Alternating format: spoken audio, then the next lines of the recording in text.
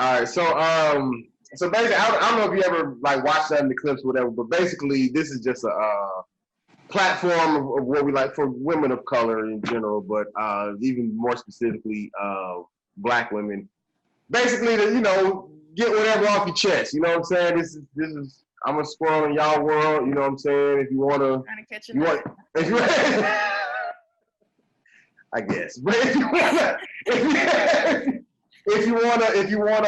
rain on our parade, it's Black men. If you wanna uplift us, whatever. I'm not here to detour you one way or another. The floor is yours, and not just Black men. Your whole Black woman experience in general. You're gonna be questionnaire. You're gonna ask questions, or So no, I'm gonna ask questions. You can just kind of respond to them. But I'm saying, but with your answers, like, feel free to go ahead and be long-winded if you want. I mean, like you don't have to try to give like little short, choppy answers. Like we can talk about it, and it'll be we can be in discussion about it. But we'll do this for definitely no longer than an hour. If it goes shorter than that, that's fine. And then at the end, hence the name of the title, which is "Do you mind if I call you bitch?" That would be the final question. Basically, what is your thoughts around the word bitch? Got it. So on and so forth. And then that's how right? That's how we end it. That'll be it. Okay. So feel free. I know you. You pretty much know from book, but so feel free to be yourself. All right. Cool. All right. Make sure I ain't too black in this thing. I may want to put on pants. Hold on. All right. Hey, Tanesha, you just turn your phone sideways, please. Oh, child, let me. Is it right now? Yeah, you good. Well, no, you went back. Now you good. All right. Holding it this way last week. I know. Your phone be going back and forth. Yeah, you good, Megan. That works. Okay. That works. Yeah, that worked. Everybody, we solid. All right, cool. All right, here we go.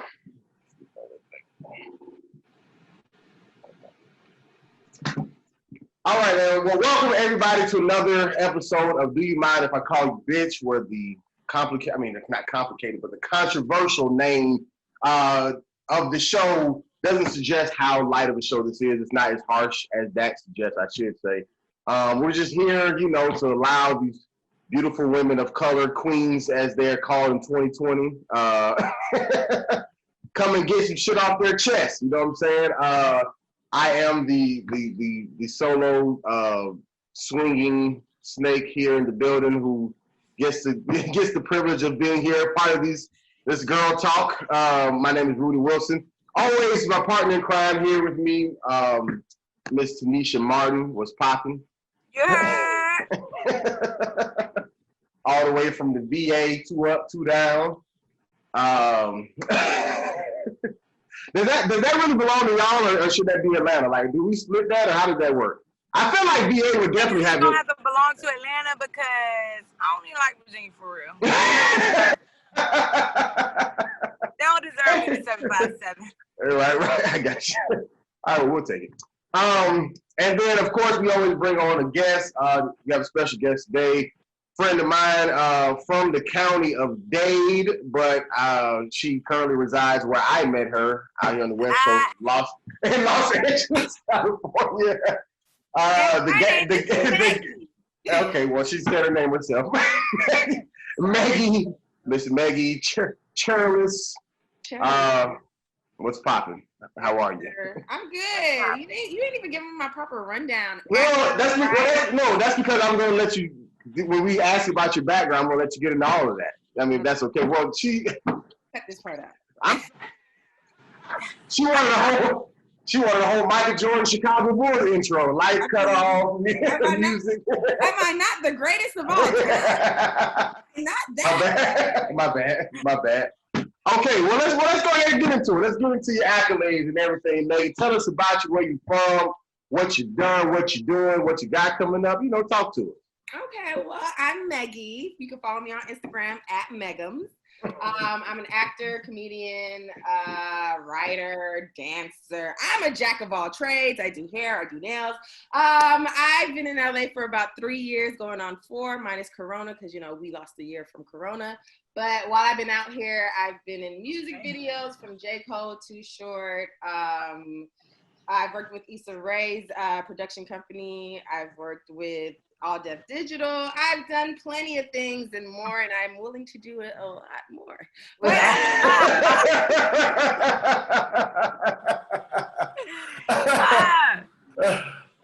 Gotcha. So we're telling. I mean, obviously I know these things, but like, so where you from? Okay. Originally, I am from Canada. Right. Right. Now that is right. That is right. I mean, you did tell me that. I was born in Montreal, so I do parler français and shit. But I was raised in Miami-Dade County. That's why I'm so wretched. Yeah, I've been in LA for 3 years, and I'm a product of my environment. You feel me? Right. Gotcha. And what made you move to LA? My move to LA came from the passion to want to pursue an acting career, because in South Florida you can't really do that unless you habla español. Sure. And I only habla español un poquito. So originally the plan was to go to Atlanta, but Destiny got, Destiny's universe and shit.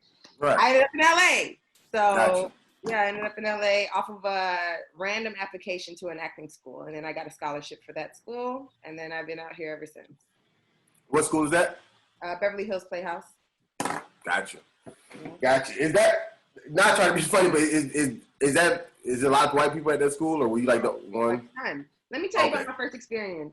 Well, not my first experience, but they need to assign you a scene to do. They see you, they typecast you off the bat, right? And this is everybody in the class. Right. So as soon as I got up there, I did my little introduction, did my little intro performance or whatever. And then the professor was like, okay, what do you see her playing in? 30 Years a Slave. The Help. First of all, the fact that she said 30 years a slave, 12 years a slave. Oh, whatever the fuck it was. Whatever the fuck they just said, I need to be a slave. And it wasn't like I was looking like this real Wolf Queen Sheba. No, I had on a weave. Right. You feel me? So how do you be a slave with the lace front? There wasn't no lace front in slavery. Right. So that was honestly my first experience in LA in a class. Wow. For me to be a slave. So it's so much to the point where everybody was saying all these like racist, slave shit. The professor was like, hey, she can be something more than just a slave guy. Right. That's a shame. That's a shame that somebody has to speak up and say that. And were you the only black person in this whole scenario? Teachers, students, everything? Gotcha. There was ethnically ambiguous people, like maybe 2 or 3, but right. I was the only nigga. Right. And they just wanted a reason to say that. They just wanted a reason. Right. Jesus Christ. Yeah. Okay. Well, but did you have an overall good experience at that school? I guess. It was I had better training elsewhere or better class experiences elsewhere, but what I got out of that class was, it was useful for the city that I'm in. I made a little bit of connections. Right. I ain't booked no work from that class. I can tell you that much. Right. But otherwise, you ain't want to be a slave. They ain't have no part for you. Like, we got 16 slave movies if you just comply.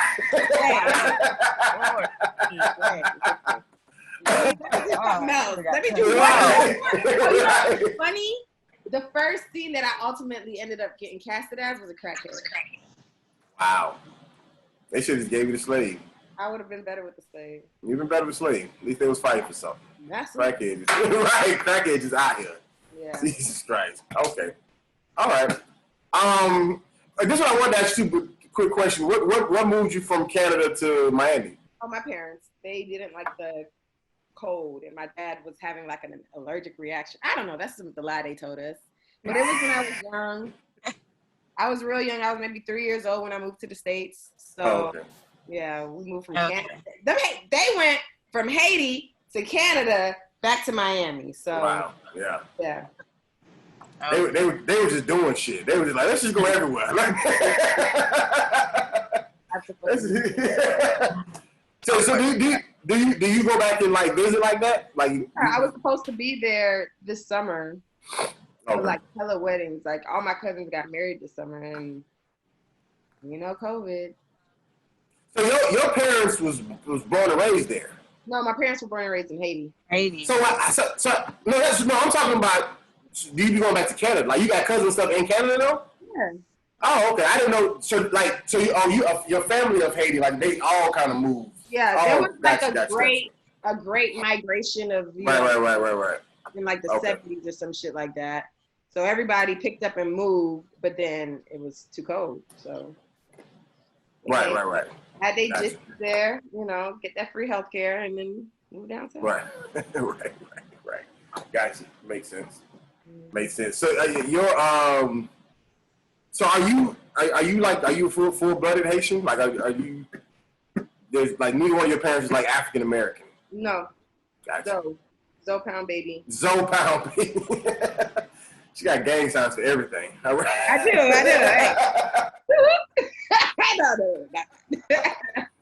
Hey. All right. So what were you doing in Miami before, like, not all of growing up, but like your adulthood prior to moving to LA? I was a massage therapist, and like I got a few acting. I was acting out there too, but I actually got my first SAG credit in Miami for a voiceover role. But yeah, I worked 3 jobs. I was a massage therapist. Worked at 3 different spas. Made hella guap, hella cash. Right. It was raining. I couldn't stop. It was just being thrown at me. It's like, woo! Pimping niggas. Massage there, pimping niggas. It's easy to pimp from the crib, man. It don't take much. You was pimping them through the massage therapy stuff? No. Oh, I thought she was just on the table like, yeah, nigga, this is gonna be your last time. It's gonna be your last day as a free man. I'm a professional, baby. I'm a professional. We keep those things separate, Gotcha. Okay.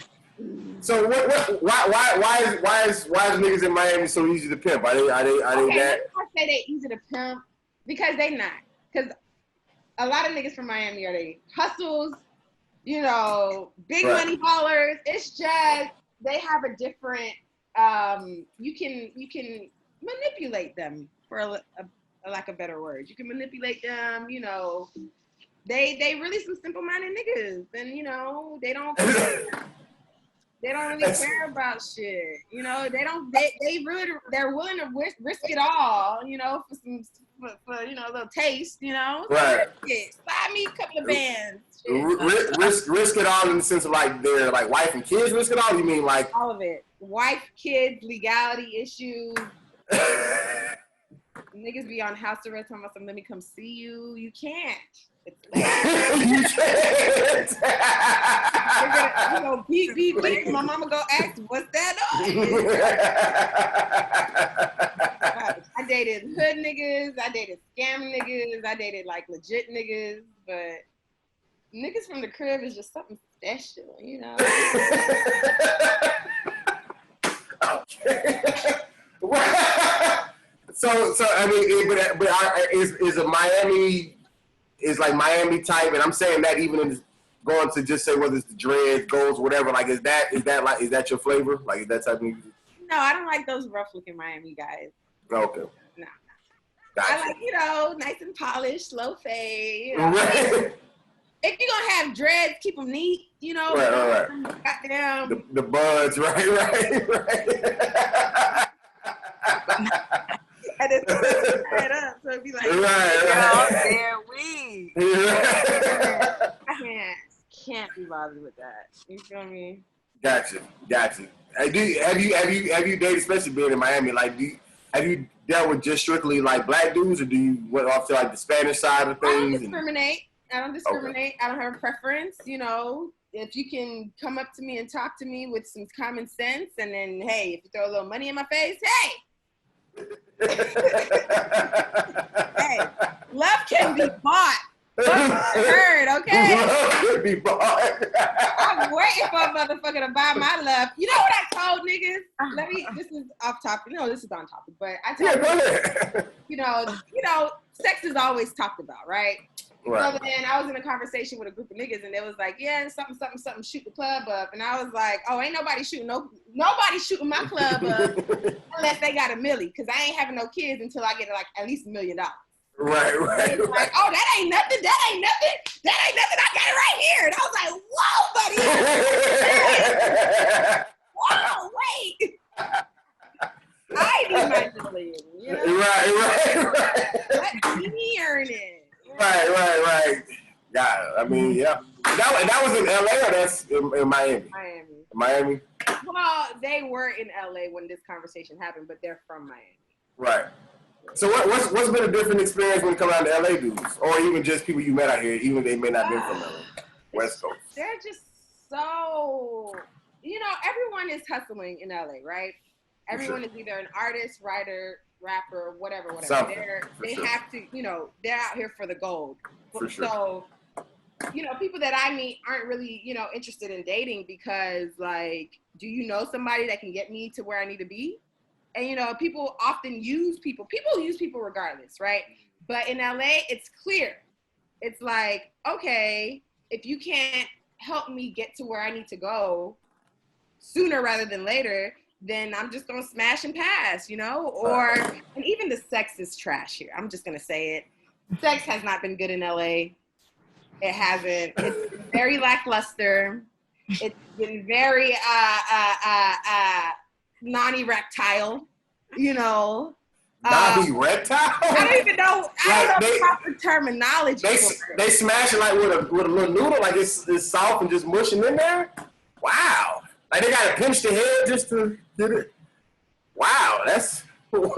Is it an age thing? Are they older? Like what's the... They're not significantly older than me, but it's been I can say twice. But I'm saying, are they old enough to be having erectile dysfunction problems? Is what I'm saying. They shouldn't be.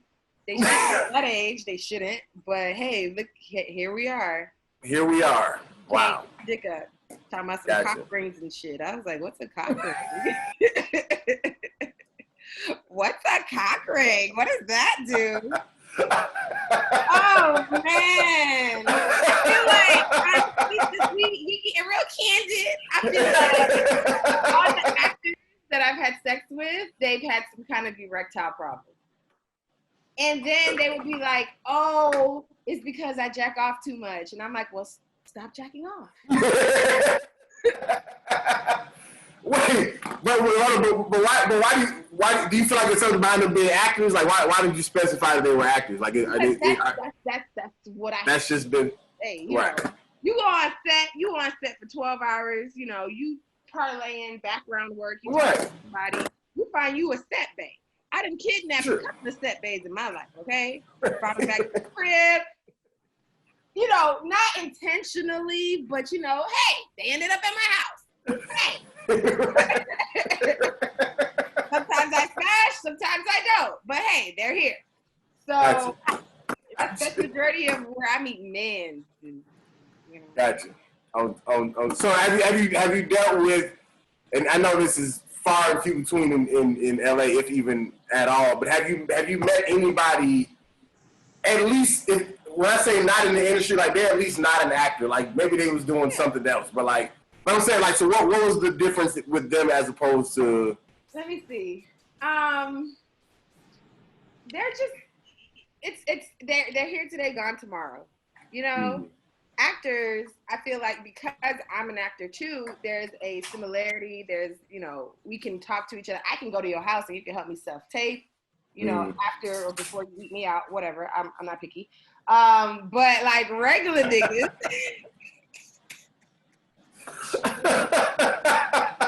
you wanted me? I'm here, baby. I'm here. Hey, I already know what time it is. Go for it.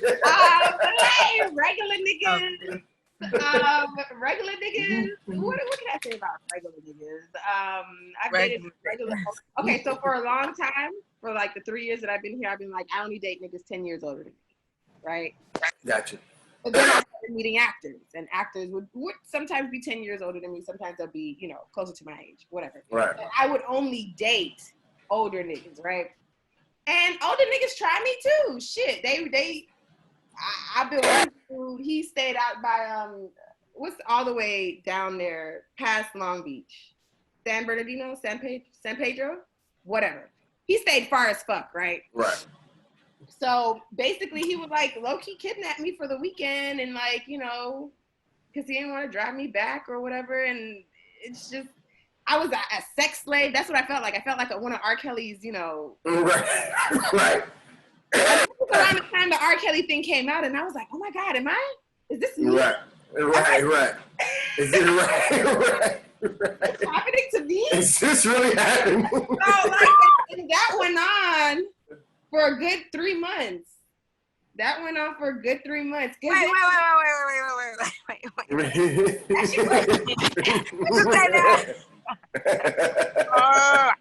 You say he would like, okay, you go out there on the weekends, yeah, and then like he wouldn't want to take you home all the way until like almost the next week, right? Okay, I got there. I didn't experience that before too. Hella scary. The first time, hella scary. It's like, am I going home? I don't know. Like he would feed you. It's not a scary thing. Like, your mind is like, okay, it's not really being mean to me. It don't feel, you know. But then I'm ready to go home. Like, on day 3, I ain't got no more clothes. Like, this was supposed to be a weekend thing. And we ain't talking about nothing about me leaving yet. I don't want to bring it up and trigger his anger. Eating good. King crab, lobster, steak, lobster, all that shit. Because this nigga had it. He was like a little baller ass nigga. So he come pulling up in the Lambo. I ain't never been in the Lambo before. Right. The butterfly dome. Oh, that shit impressed me. He had a fucking house, beachside, ocean view shit. Oh my God. Where I fucked up, I was like, I'm never leaving. Oh, yeah. Like, okay. Right. No, you're not. Yeah, he took that literal. So, Oh my God. It was just, you know, he kept me hostage, and then he was just like possessive and like, you know. But what and you said he was just a regular guy, like he wasn't. He was military based, you know, he was in the military in his life, but he's like a businessman. So Gotcha. who knows what the fuck he really did, you know? Right. Right. Damn.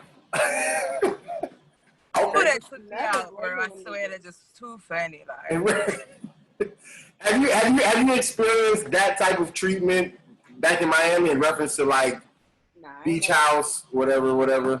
Nah, you got your own whip in Miami. You could, you know, I got my own whip here too, but like in Miami, like, you know, you're not gonna be cooped. I'm not gonna be cooped up in somebody's fucking house or hotel room when I got 40 people I can call to come get me. Right. It's only, stuff like that really only happen when you away from your family. No. That's No. why, like, when I was living in Atlanta, I went through that a couple days. It just be stuck. I'm not doing shit no more, man. I'm driving my car, like. I didn't mean somebody like having you like stuck. I just meant like dealing with somebody with that type of money is what I'm saying in Miami. Yeah, man. Everybody got money in Miami. Money ain't real. They scam. Money ain't real. But I'm talking about like that type of money. Like they got that type of car, house. Like you. Actually, no. I would have to think about it for a minute because when I was in Miami, I used to date my age, like, you know.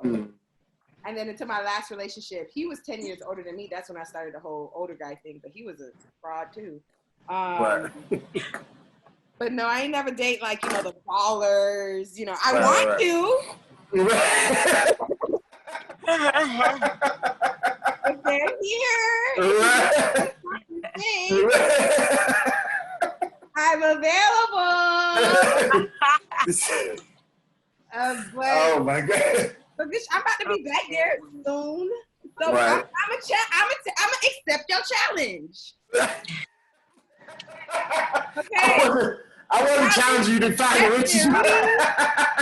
Let's go find a baller bay. Baller Bay, Miami Baller Bay. Gotcha. Miami edition. Let's get locked up in his penthouse for 2 weeks. You feel me?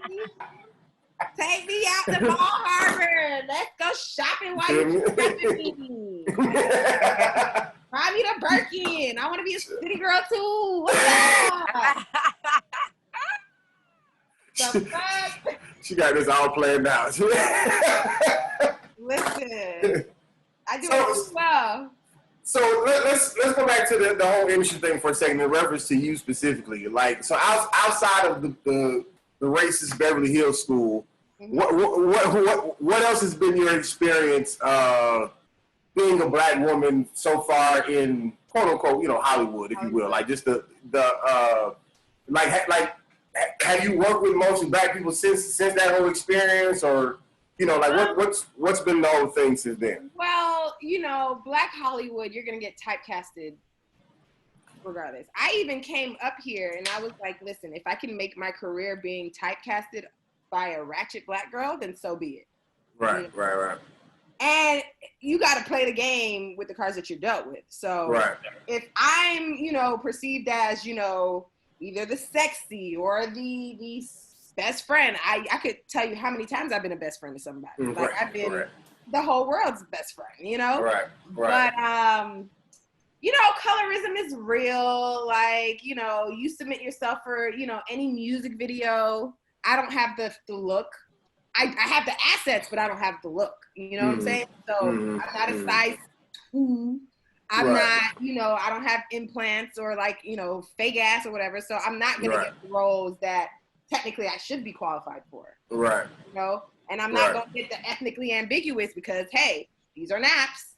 Okay? They don't curl down as they should. Right. So ever since I left Beverly Hills Playhouse, it's just been some of the more of the same, racist shit that everybody else goes through. Like, you being called a slave the first day you perform in front of people, or you go on set and then your headshot looks one way, and then they're trying to replicate the headshot, but they don't know what they're doing as far as hair and makeup. Like in one of my pictures, I had a wash and go. You know what a wash and go is.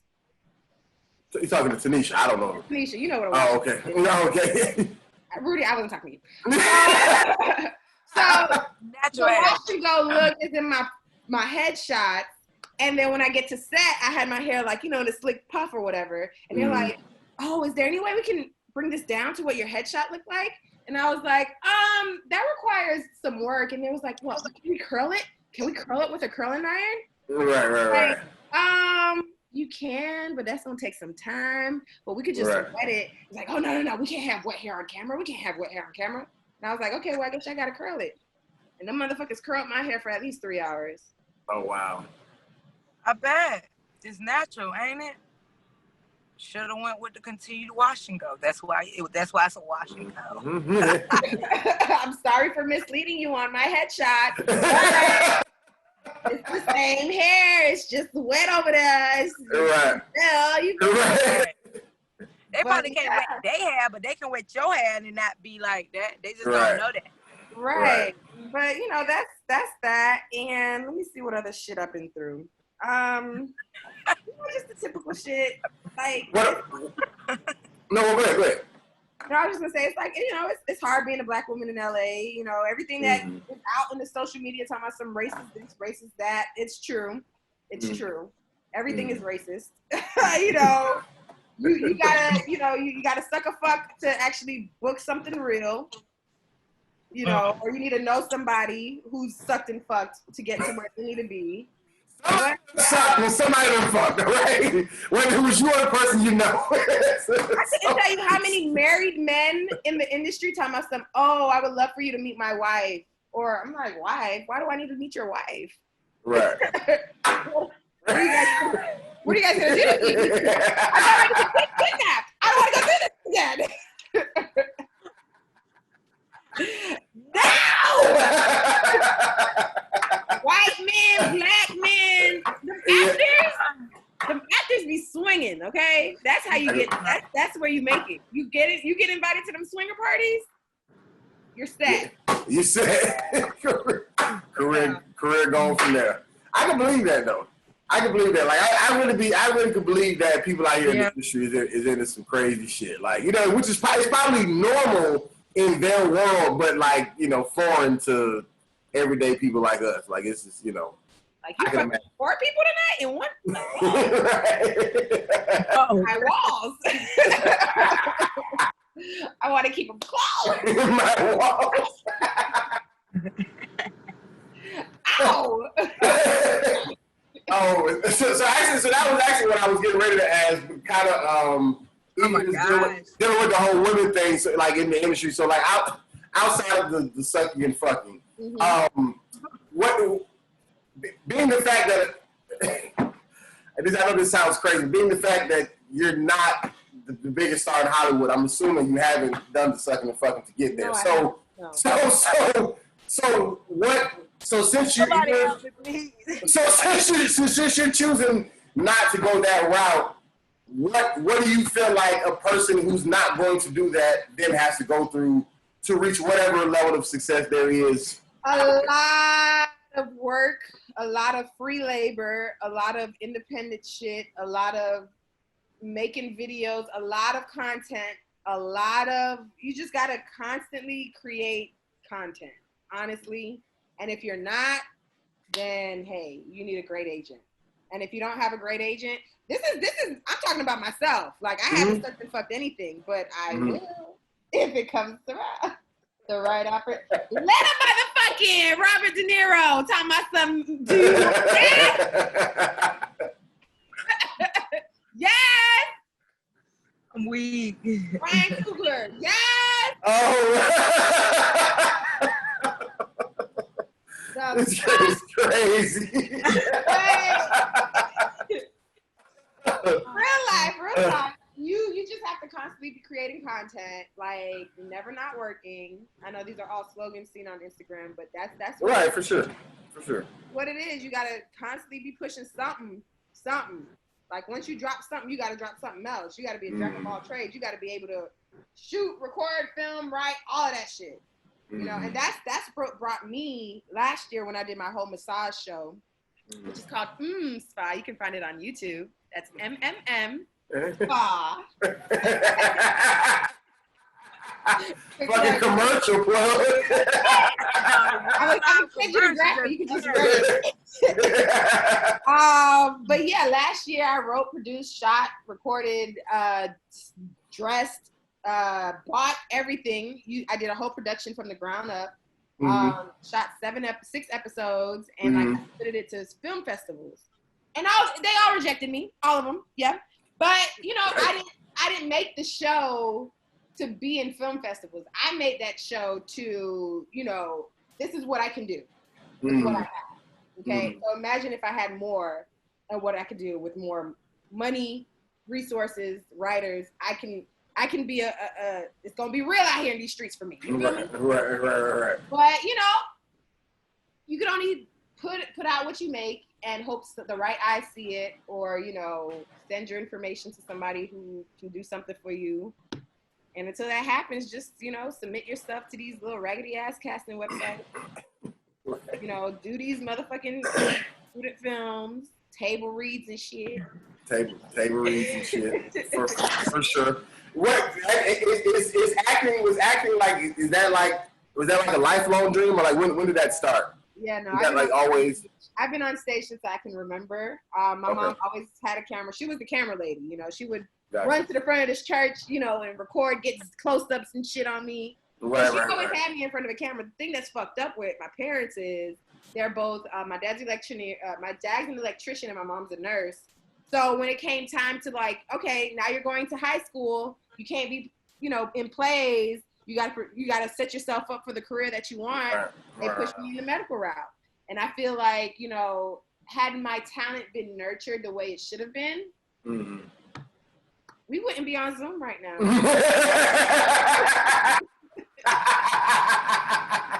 Y'all wouldn't even know me. Know me? Y'all would know me. we know you personally, right? Exactly. You feel? That's right. So prior to that whole high school experience, like with your parents raising you, like did they at first encourage the entertainment? And then was like, since you ain't famous yet, now you gotta. It was encouraged for their benefits. You know, they were big in the church, so we had we went to one of those, you know, big churches. Mega churches. We went to a mega church. So when I was in middle school, so from elementary through middle school, I was in like the drama program and like, you know, the morning announcement crew. So when I got to high school, my parents were like, "Oh, you should do medical," but the church got 17 shows this year. Right. You know? So I was the church, you know, I was in every production, Christmas, Easter, Halloween, fucking summer camp, whatever the fuck. They had programs for everything, and you know, smokes and choreography and shit like that. So I was doing the same thing. Right. So like, so like in reference to like them raising, like, was there anything that they pushed on you in reference to like, you know, like growing up as like a black woman in America, did they, you know, were they real strict on like your friends or like neighborhoods or like encounters with the police or getting a degree or going to college or whatever? Like, yes, all of the above. My dad was the disciplinarian, and he was the woke one. My dad was the woke one. He was a Black Panther. So he already instilled that, you know, don't trust these crackers because they gonna rape they gonna do everything to try and kill you, destroy you, you know, so don't think that, you know, my dad already told me that the police ain't for us. A long time ago. I was in a situation where he got pulled over, and then the police officer thought I was being kidnapped. Like, there was you know this man? Shit. I was like, yeah, he's my dad. He's my dad. He asked me 3 times. He's my dad. So, so my dad was big on, you know, educating us, you know, keeping us, you know, sharp, you know, so you're not a fool to the world. My mama, on the other hand, I don't know how they got married because Family Matters raised us. You know, if daddy wasn't there, it was Family Matters. It was Full House. It was, you know, and you know, I got mommy issues. I do. Like, you know, everybody got issues. You know, I got mommy issues. So, you know, I'm team daddy. And, you know, I go by what he has instilled in me, because honestly, he wasn't the one telling me to go to medical school or, you know, do medical magnet or whatever the fuck. You know, he was like, oh, I always thought how come you're not a reporter? You should be in school for reporting. And I was like, well, Dad, you should tell Mom that. So I can get out this fuck shit.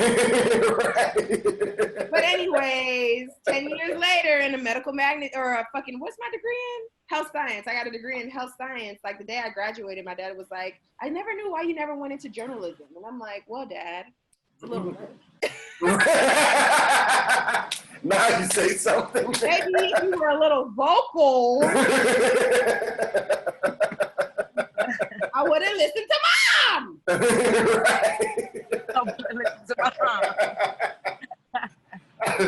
Where did you get that degree at? UCF, Central Florida. UCF, gotcha. Yep. Ask me what I'm doing with it. Because to be a massage therapist, it's only 8 months at a trade school. So ask me what I'm doing with my degree. I mean, you know, you got it. You know, right? I might say, yeah. I mean, hey, but you got yours though. You know what I'm saying? At the end of the day, you got a degree. You know, hey, I mean, there's a positive side to look at it. You got a degree. You know. I just, you know, can I return it? Can I exchange it? Exchange it for something else. What was that experience like in your college days at UCL? I mean, I know that's a predominantly white school, but not as. It was racist too. Everywhere you go. Like, you know, ESU. I went to UCF when Trayvon Martin got shot, and it was just like, because it was down the street. For sure. So, you know, the black student union was, you know, and, you know, they were unified, and, you know, and we marched and we protested and and then George Zimmerman got off. So it's like, hey, well, I'm not going to be protesting much more for this, Right. And black men at UCF dated white women. I didn't date anybody in college. I didn't date not a soul in college. Date! Fucking date are two different things. But gotcha. I got down and niggas O-Town. You feel me? But black men wasn't really receptive of black women. The culture is, lackluster. It's really Disney. And when you say really Disney, really Disney. When you say the not really receptive, like were black men were they I don't want to say going out their way, but were they speaking up to speak down about black women, or they just weren't fucking with black women? They just wasn't fucking with them. They just wasn't fucking with them. It was rare that you would see a black couple, Sorry, it's rare I would see a black couple. Right, right. And this is at the school, or you mean Orlando? No, at school, because I stayed in the college area. Right. Gotcha. And these mixture of just say a black male, white woman, were these a lot of the athletes at the school, or just in general? General athletes, but majority of the athletes. Majority of the athletes. Oh wow. I was, medical magnet, or I was a health science, so I was physical therapy track. So I had access to the athletes, and I did that in high school too. I was I don't remember the title, but I helped athletes or whatever. So you go to UCF and you go helping athletes, my thirsty ass, I'm looking for a husband. So they're not looking for me, they're not checking for me. And it's even people from the crib that I knew that went to UCF, and they were just, who are you? And I'm like, Negro. I did this in freshman year. You don't remember taping your leg?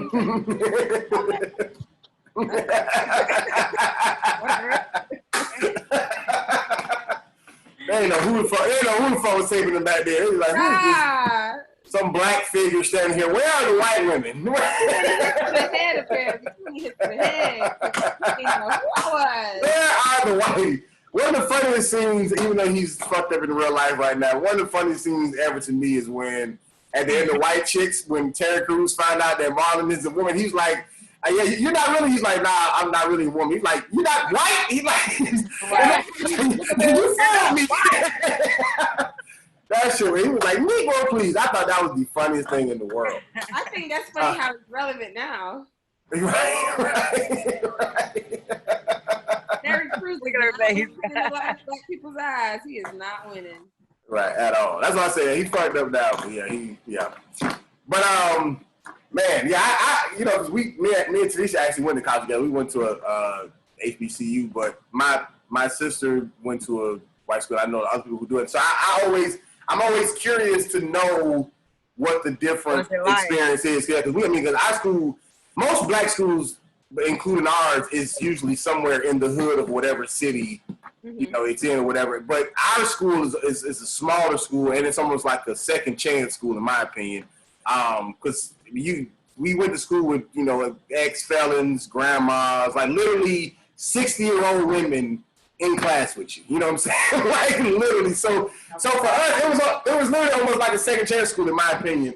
But with that being said, everybody there was looking for something better in life, but they were all coming from just hoods, from where, nobody was ever really coming from, it wasn't too many, 2-parent home, good, whatever. It was just a bunch of just, whatever. So our experience, I always know that our experience was different, especially with us, compared to when the black people are the minority out of school, and then, and then you go from there or whatever. Because, I don't know if we had a big racial killing situation while we were there, but President Obama became president while I was there, and I remember what type of uproar that was.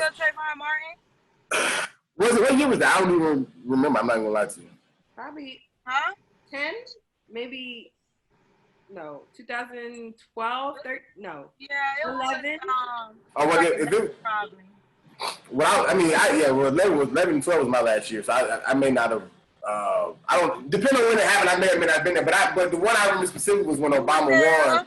Mm-hmm. No, but I'm talking about, like, I don't remember what happened at the school around that, but I'm saying with Obama winning, because I was actually pledging at the time, and I remember coming back home from set, and everybody was going crazy. Like, everybody was in the streets, people were driving around playing Jeezy, my president is black. You know what I'm saying? Like it was an uproar. So, like, I ain't say always, but I have thought about that before. Like, I wonder what the white people was doing while we was on this side, doing this. You know what I'm saying?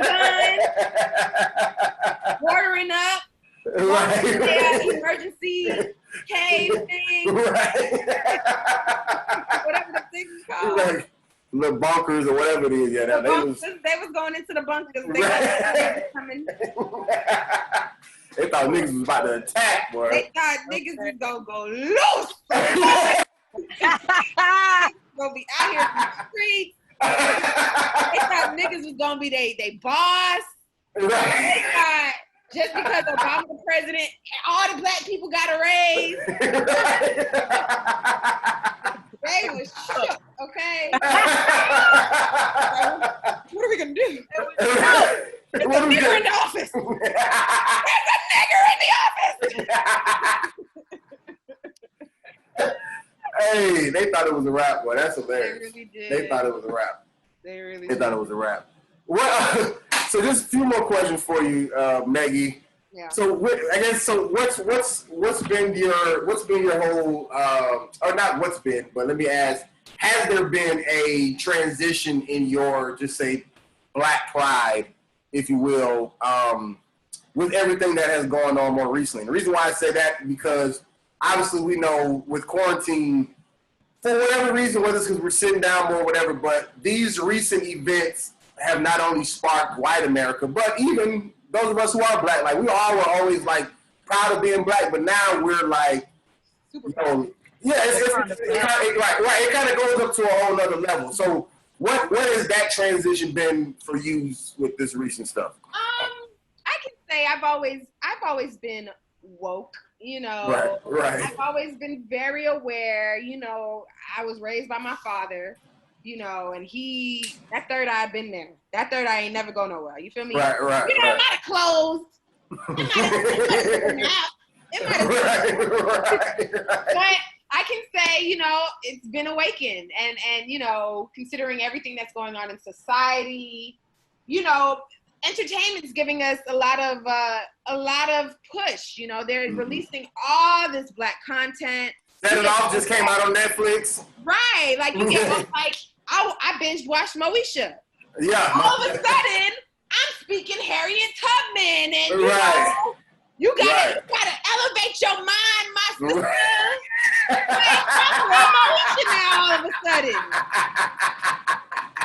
When did I become this girl? You know, outside in the moon and shit. I fucking no crystals before. That's how I do.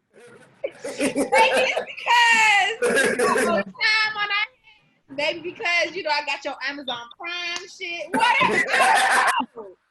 I don't know what it is, but we got time, and that's the thing. You feel me? Right. Everybody got all the time in the world to be as black as they want to be, as ratchet as they want to be, as whatever, because no one is working still. Mm-hmm. I don't know about you, Tanesha, but I ain't got a job. I ain't been to working since March. Yeah.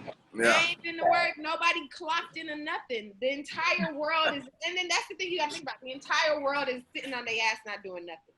So yeah, you gonna read a book. I ain't never read so much in my life. I've never read Right. You gonna watch a documentary. You gonna watch all the little angry nigga shit that's on Netflix and Hulu. You gonna watch all the nigga shit. The angry nigga. You gonna watch the angry nigga shit. You gonna watch the uplifting nigga shit. You gonna watch the coon shit. You gonna watch all that shit. So nothing. All you can do is absorb the information that's coming out of you, and you can either, you know, I post Black Lives Matter stuff every day on my Instagram. Every day. That's all I can do. I went to protest. You know, I was out there protesting before I went back home. I was out of protest. Now, am I going to be that person to be protesting every weekend? No. Right. My body's not built for that. Feet hurt. You got an hour out of me. Tops. Okay? Right. After that, you're going to get a retweet. I'm going to sign petitions. Retweet. Right. That's my retribution, you know. Right. It's time to vote. I got my mail-in ballot. It's going to be sent. I ain't going to nobody poll office. Right, at all. Corona's still out here, quote unquote. Still out here. Still out here. So, you know, I'm going to be black. I'm going to, you know, raise up my black people. I can say that since the pandemic, I've been on a heightened set. My blackness has been heightened, been elevated. You know, do I fuck with white people? I only got one white friend. Right. And that's been my one white friend since 6th grade. Gotcha. And I don't plan on inviting any more white people into my my bubble. They don't need to be there. Right. I don't need your sympathy. Oh, how do you feel? Oh, I'm an ally. I don't give a fuck. For real. I don't give a fuck. Because you wasn't an ally when we on set and you didn't want to do my hair because it was too much work. You wasn't an ally when you put that fucking shades too light on my face and you had me looking like a ghost on set. Do your fucking research. Take this time. White women in the industry, do your fucking research. Watch a YouTube video on how to handle fucking kinky hair, how to match complexions, and then you can be an ally when we come back to work, whenever the fuck we come back to work. Yeah. All right? That's the only way I can justify white people being an ally is once we all are back together again, how are you going to be treating me? Because I'm going to be watching your white ass. And if I go back on your Instagram and I see that little black box, I'm gonna call your bitch ass out. Right. Participate in the blackout day. But that's true because like a lot of white people like they'll say they're ally simply because they don't agree with the racism that's going on. But an ally means like you got my back. Like you're not. You gonna get down in the trenches. Like if you see me getting jumped, you can not agree with them jumping me all you want to. But if you not coming out here throwing hands, right? Then you're not an ally. You know what I'm saying? Don't call the ambulance to me. Don't call the ambulance. Right, right. Like I need somebody who actually out here throwing hands. Like if you ain't throwing hands. Yeah. And then, you know, it's not to say that we're like, you know, everything needs to be like physical or aggressive or anything like that. But it's just like, you've been comfortable in your whiteness your whole life. And I've been over here with a target on my back my whole life too. So we ain't both, when we at ease, we both not at ease. Right, you feel me? So what can you do to make me more at ease, whitey? Right.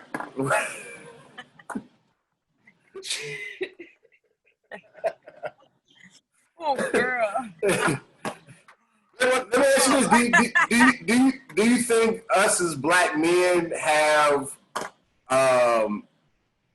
done just say a good job in helping the black woman agenda? And you can keep it with industry if you want to. That's the field that you work in, but even just in general, like because there is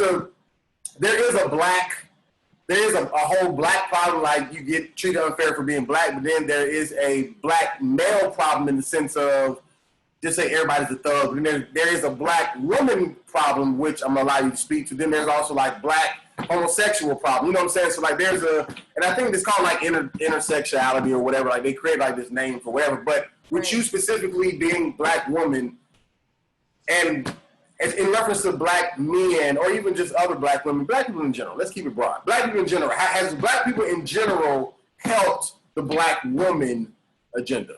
They are trying. I feel like it's everybody got nothing but time on their hands. Everybody see the fuck shit that everybody do. Right. You know? It's in your face. You can't avoid it. You go on Instagram, somebody killed somebody, whatever, something to a black woman or whatever, a trans woman or whatever the case is. I mean, everybody got a lot of work to do. I feel like black men are, okay, so I had this conversation with somebody recently. So what they told me is like black men basically inherit the characteristics of white men as far as like, you know, the superior race, or, you know, this is a man's world and women are, you know, women control it, but behind the scenes. And it's just now that Black women are becoming the front face, you know, the forefront of it all. And it's unfortunate because, you know, it's genetically engraved in our DNA. The trauma, the habits, the characteristics, it's all ingrained in our DNA. So now it's a matter of being reprogrammed. So I feel like the entire world, if you want to be reprogrammed, you have the opportunity to do that right now. So Black men, I feel like there's always going to be a debate whether they're like supporting, you know, they're, you know, help our Black women because, you know, 9 times out of 10, we out here in the cold and, you know, there's 6 kids, no fathers. Where are the fathers that put the these women? Or at least you could have done and gave us some money for an abortion. Like, ain't that hard? Plan, you know, day after pill is $50. Right. You know, I'm for if you can't raise kids, don't have them. You know, that's why I got mommy issues, but that's another story. But no, Black men, like I said, it's a engravement. It's genetically engraved in your DNA, and it's just a matter of being reprogrammed and fighting for the better cause or fighting to uplift the Black people as a whole. Personally, I feel if we were never segregated, we would be advanced. Like if segregation never happened, we always only had the Black community, the white people stayed over there. We had half of an America, whatever. I don't know how the world would have looked like, but I personally feel like segregation should have stayed in place and we would have just been balling with Black people. Black people would have had it. I mean, no, that's a good point in the sense of, because like segregation was really only unfair because we were getting the shittier half of it. You know what I'm saying? It wasn't like here's 2 equal water fountains, drink separately. It was like here's a water fountain, here's a toilet. Y'all, you know, so y'all drink out of this. White people drink out of this. You know what I'm saying? And so I feel with you know, progression or whatever. Had we stayed segregated, look at Tulsa. Tulsa, Oklahoma wasn't the only rich, like, you know, it wasn't the only one. Right. So, yeah, segregate us. Keep Black people with Black people and keep white people with white people. And see where we would have gotten at that time. Right. So now I feel like it's us catching up, you know, like we always playing catch up and it's tiring, you know, it's very exhausting.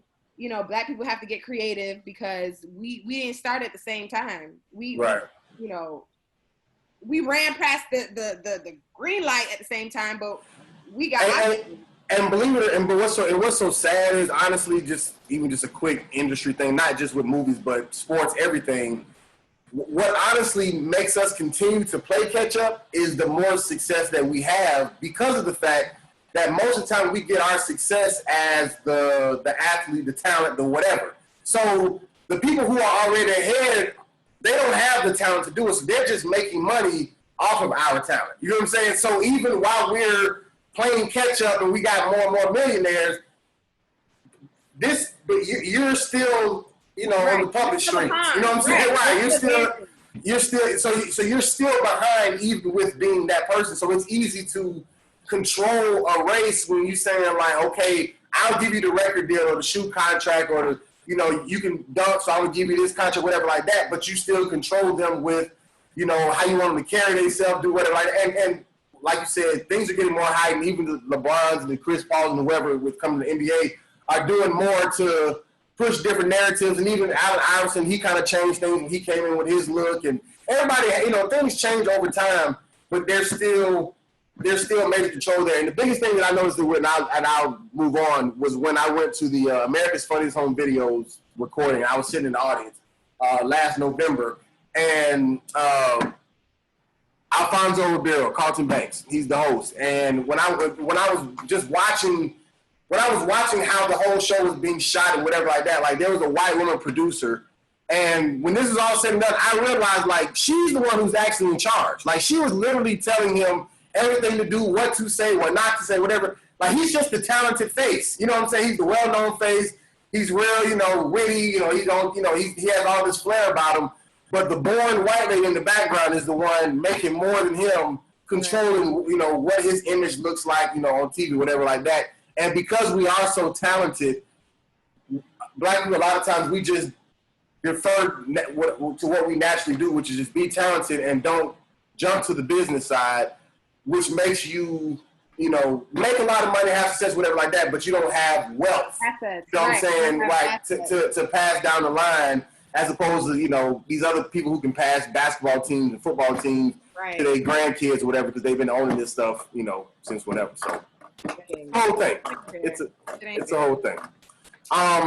So last two real quick questions. What I was going to ask you is, you kind of touched on it, but so your idea of black celebrities with white women, like, you hate it. It's a Hey, if a white man comes up to me and gives me $1 million, I'll marry him.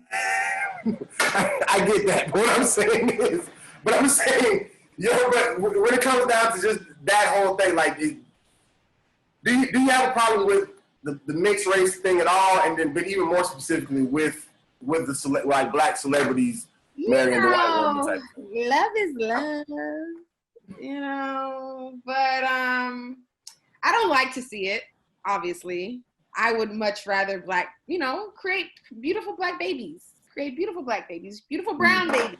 But, people have a stigmatism of, the mixed kids. People have a irrational concept of that, They want nice hair and pretty eyes. But you're not going to get a nice hair and pretty eyes every time. You're going to get a Doja Cat with 4C hair. And, now she's a coon. And she's a great artist. I love her. But, she's a mixed girl with not curly hair. And it's like, oh, shit, I didn't expect this. Put it back in the uterus. Let me get a Oh, my God. Gotcha. I didn't even know Doja Cat was mixed, honestly. So that's news to me. So that's and then, there was the whole thing with her being racist or whatever. Right. But, I'd much rather, black men be with black women, but that ain't the case. That ain't the case, and as long as you're not doing no like weird master slave, bedroom scenes, then, do you, hey, love is love, I can't speak on it because, I date everything. I don't discriminate. So. Gotcha. But I guess specifically, do you think that leaves do you think that's like a negative image for just say young black people growing up looking at, and not that he but just say like if Denzel had a white wife, right? Not that he does, but like, do you think somebody would look at him and think like, oh, that's what I'm supposed to do, as opposed to saying that's just an option he chose? People honestly look to you look to athletes, you look to actors, you look to the celebrity making big money as your guide or as your role model or whatever, however you want to phrase it. So yeah, like, honestly, if Denzel Washington pulled up with a white woman, there would be a lot of young actors aspiring to be like Denzel Washington looking for a white wife. Right. Thank God he's not with a white person. Right. Thank God, because that's some of our black heroes. Like, you can't, you can't do that. Come on, Denzel. Right. So, it's a tough situation. Like, if race wasn't such a touchy subject, if race wasn't such a, source of all of our problems, then we wouldn't have this conversation. It wouldn't matter who you procreate with. But we live in a racist world, and it's like, yeah, everybody's going to look at you crazy if you pull up with a white woman. Right. And that's just how it is. And your family going to look at you crazy. And, my cousin married up a white man, and it's, hey. And catching hell ever since. Hey, she married a white man. So, hey, that's the first white person in our family. Gotcha. I don't think it would be that bad if it was like it would be regular, like, black men in the ghetto, in the hood. We see them with more white women as well. Right. But it's only the successful black men that you see with white women, because no white woman is gonna be with no broke black man or no regular trap nigga. Black man. Right. Kind of like is not gonna go to the project. Like, boy, you look like a home boy. I want you to understand that she wouldn't want your black ass if you was not who you are. Who wants to do that? Like, no. And that's something they need to realize. Like, annoying to watch. I don't like it. I don't care. I don't. Period, poo. These niggas don't know, like, yo, my boy. Your big black ass would not have motherfucking Sarah. You'll be under the jail. You think one of them white was gonna be with my baby daddy? No. They don't want that nigga. They don't want that kind. Right. He dangerous in their eyes. You know, he rough and all that. Let him make a whole lot of whatever money and move how he moving. Yeah. They'll be ready to be with this dread-headed nigga. Yeah. But right now, it's a no bueno. No. Right. So no. That's real. All right. Well, last question, but certainly not the least, brings us back to the title of our podcast here. Do you mind if I call you bitch? Obviously not me, because I wouldn't do it, but the word bitch, how do you feel about it? What are your parameters? Do you use it? Who can call you that? Male, female, gay man, gay female, whoever. What is it? The word bitch is like nigga. It is. The word bitch is like nigga. Girl, what up, bitch? Bitch. Bitch can be what's the word? A term of affection. Endearment, right. Term of endearment. Or you can get knocked the fuck out, you know? Now, my man, do I want my man calling me a bitch? No. Because we've been there before, and he's like, yeah, you my bitch. And I'm like, who is you calling a bitch? But if you talking to your boys and be like, nah, I'm with my bitch right now, be like, well, that's me, you know?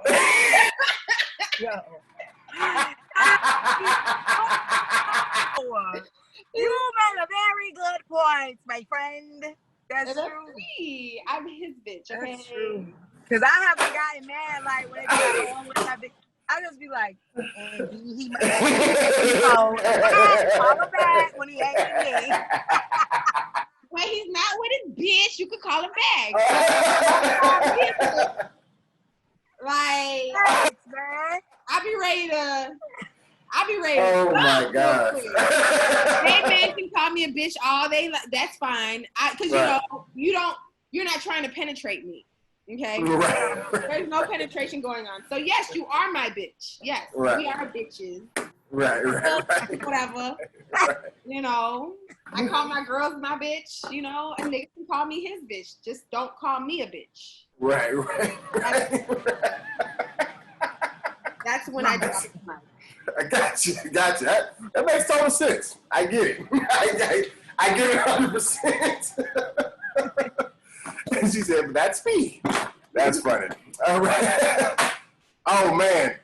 All right. Well, as we wrap things up, Meggie, let's go ahead and plug your stuff one more time. Anything you want people to look out for that you got coming up, especially, I guess, virtually or whatever the case you can do during the quarantine. Ooh, nothing virtually unless Ruby got something for me.